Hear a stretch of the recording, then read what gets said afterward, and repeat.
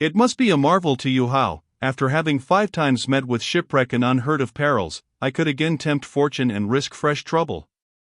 I am even surprised myself when I look back, but evidently it was my fate to rove, and after a year of repose I prepared to make a 6th voyage, regardless of the entreaties of my friends and relations, who did all they could to keep me at home. Instead of going by the Persian Gulf, I traveled a considerable way overland, and finally embarked from a distant Indian port with a captain who meant to make a long voyage. And truly he did so, for we fell in with stormy weather which drove us completely out of our course, so that for many days neither captain nor pilot knew where we were, nor where we were going. When they did at last discover our position, we had small ground for rejoicing, for the captain, casting his turban upon the deck and tearing his beard, declared that we were in the most dangerous spot upon the whole wide sea, and had been caught by a current which was at that minute sweeping us to destruction. It was too true. In spite of all the sailors could do, we were driven with frightful rapidity towards the foot of a mountain, which rose sheer out of the sea, and our vessel was dashed to pieces upon the rocks at its base, not, however, until we had managed to scramble on shore, carrying with us the most precious of our possessions.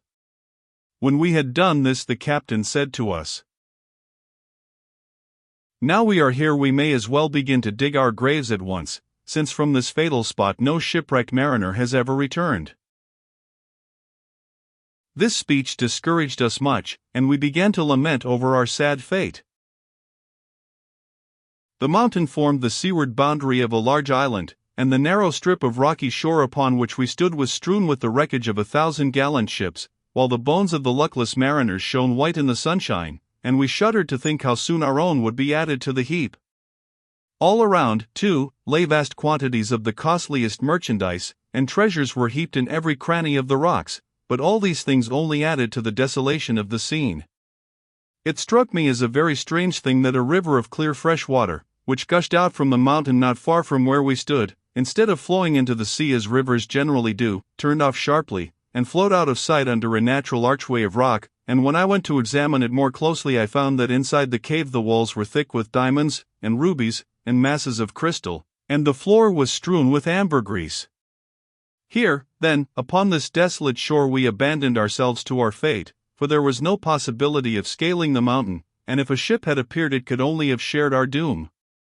The first thing our captain did was to divide equally amongst us all the food we possessed, and then the length of each man's life depended on the time he could make his portion last. I myself could live upon very little.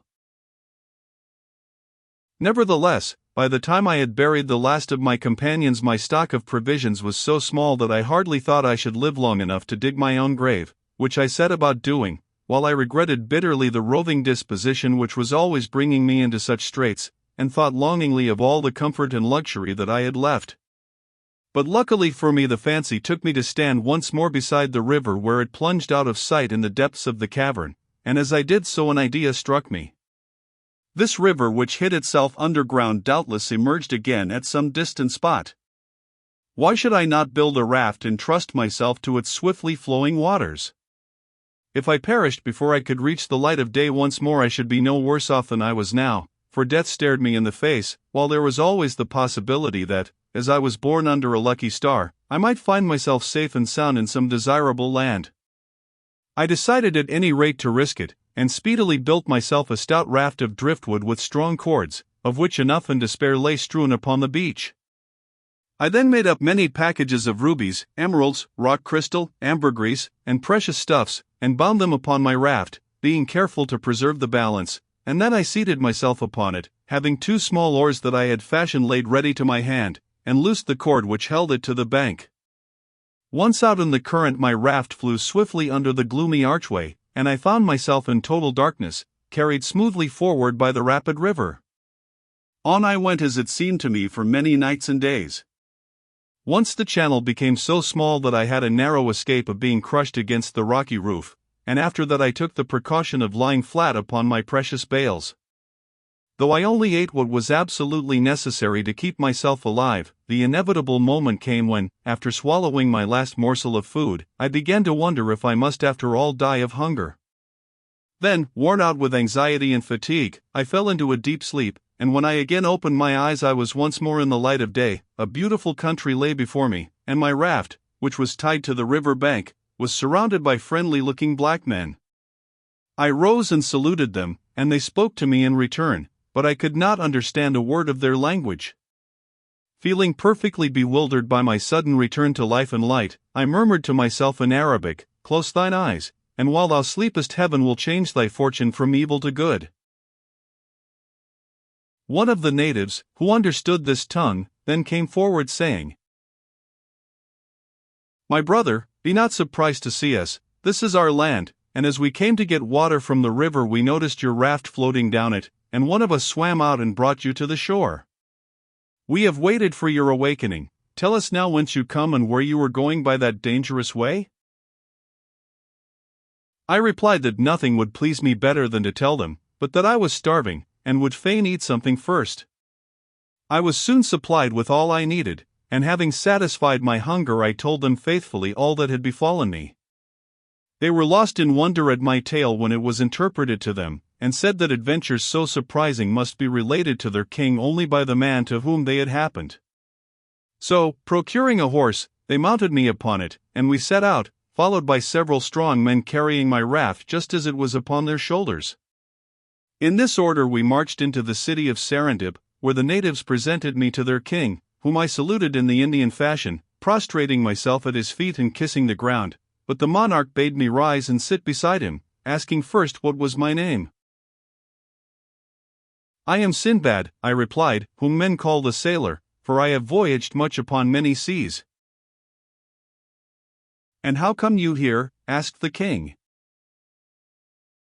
I told my story, concealing nothing, and his surprise and delight were so great that he ordered my adventures to be written in letters of gold and laid up in the archives of his kingdom.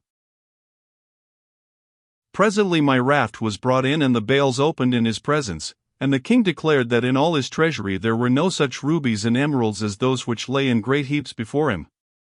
Seeing that he looked at them with interest, I ventured to say that I myself and all that I had were at his disposal, but he answered me smiling, "Nay, Sinbad. Heaven forbid that I should covet your riches, I will rather add to them, for I desire that you shall not leave my kingdom without some tokens of my good will." He then commanded his officers to provide me with a suitable lodging at his expense, and sent slaves to wait upon me and carry my raft and my bales to my new dwelling place. You may imagine that I praised his generosity and gave him grateful thanks, nor did I fail to present myself daily in his audience chamber, and for the rest of my time I amused myself in seeing all that was most worthy of attention in the city. The island of Serendib being situated on the equinoctial line, the days and nights there are of equal length. The chief city is placed at the end of a beautiful valley, formed by the highest mountain in the world, which is in the middle of the island. I had the curiosity to ascend to its very summit, for this was the place to which Adam was banished out of paradise. Here are found rubies and many precious things, and rare plants grow abundantly, with cedar trees and cocoa palms. On the seashore and at the mouths of the rivers the divers seek for pearls, and in some valleys diamonds are plentiful. After many days I petitioned the king that I might return to my own country, to which he graciously consented. Moreover, he loaded me with rich gifts, and when I went to take leave of him he entrusted me with a royal present and a letter to the commander of the faithful, our sovereign lord, saying, "I pray you give these to the Caliph Harun al-Rashid, and assure him of my friendship." I accepted the charge respectfully, and soon embarked upon the vessel which the king himself had chosen for me. The king's letter was written in blue characters upon a rare and precious skin of yellowish color, and these were the words of it: "The king of the Indies, before whom walk 1,000 elephants, who lives in a palace, of which the roof blazes with 100,000 rubies, and whose treasure house contains 20,000 diamond crowns, to the Caliph Harun al-Rashid sends greeting. Though the offering we present to you is unworthy of your notice, we pray you to accept it as a mark of the esteem and friendship which we cherish for you, and of which we gladly send you this token, and we ask of you a like regard if you deem us worthy of it. Adieu, brother." The present consisted of a vase carved from a single ruby, 6 inches high and as thick as my finger. This was filled with the choicest pearls, large, and of perfect shape and luster. Secondly, a huge snake skin, with scales as large as a sequin, which would preserve from sickness those who slept upon it. then quantities of aloes wood, camphor, and pistachio nuts, and lastly, a beautiful slave girl, whose robes glittered with precious stones. After a long and prosperous voyage we landed at Balsora, and I made haste to reach Baghdad, and taking the king's letter I presented myself at the palace gate, followed by the beautiful slave, and various members of my own family, bearing the treasure. As soon as I had declared my errand I was conducted into the presence of the Caliph, to whom, after I had made my obeisance, I gave the letter and the king's gift, and when he had examined them he demanded of me whether the Prince of Serendib was really as rich and powerful as he claimed to be. "Commander of the Faithful," I replied, again bowing humbly before him, "I can assure your Majesty that he has in no way exaggerated his wealth and grandeur. Nothing can equal the magnificence of his palace. When he goes abroad his throne is prepared upon the back of an elephant, and on either side of him ride his ministers, his favorites, and courtiers. On his elephant's neck sits an officer, his golden lance in his hand, and behind him stands another bearing a pillar of gold, at the top of which is an emerald as long as my hand.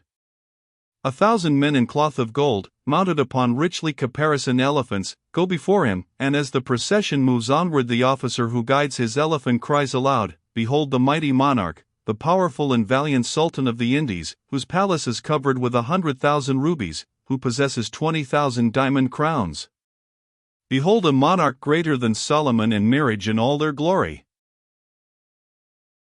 Then the one who stands behind the throne answers, 'This king, so great and powerful, must die, must die, must die.' And the first takes up the chant again, 'All praise to him who lives forevermore.' Further, my lord, in Serendib no judge is needed, for to the king himself his people come for justice." The Caliph was well satisfied with my report. "From the king's letter," said he, "I judged that he was a wise man. It seems that he is worthy of his people, and his people of him." So saying he dismissed me with rich presents, and I returned in peace to my own house. When Sinbad had done speaking his guests withdrew, Hindbad having first received 100 sequins, but all returned next day to hear the story of the seventh voyage. Sinbad thus began.